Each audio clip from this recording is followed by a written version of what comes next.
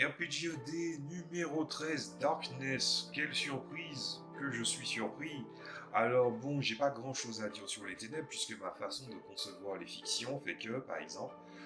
les démons, les morts vivants, une espèce de figure du grand mal absolu, ça n'existe pas vraiment en fait. Il y a énormément de nuances, mais quand je pense aux ténèbres dans le jeu de rôle, je pense surtout au fait que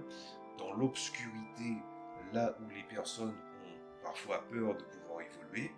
malheureusement, c'est gâché dans la majorité des œuvres de fantasy action-aventure, qui est la moyenne de ce que jouent les gens, par le fait que beaucoup de créatures, trop de créatures choix par les personnages joueurs, enfin, je parle les joueurs tout court,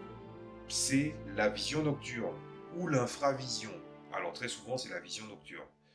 Je trouve ça dommage, je trouve que ça, il y a quelque chose qui manque. La perspective de quand tu construis les ténèbres, comment tu dois aller décrire l'obscurité, c'est quelque chose qui se doit d'être à la fois, finalement, comme n'importe quel homme d'ombre, comment dire, de manière abstraite, de manière philosophique. Je pense que l'obscurité, c'est un mélange, ça doit être toujours teinté de mélange de curiosité, de rappel de ses propres désirs et de ses propres intentions, et en même temps du fait que l'on ne voit pas une certaine révérence, une certaine peur vis-à-vis des choses.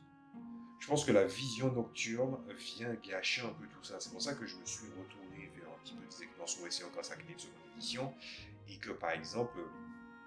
quand il y a des espèces de grands éléments, des grands phénomènes qui existent dans les jeux de rôle du style la gestion de la faim, la gestion de la soif, la gestion de l'obscurité,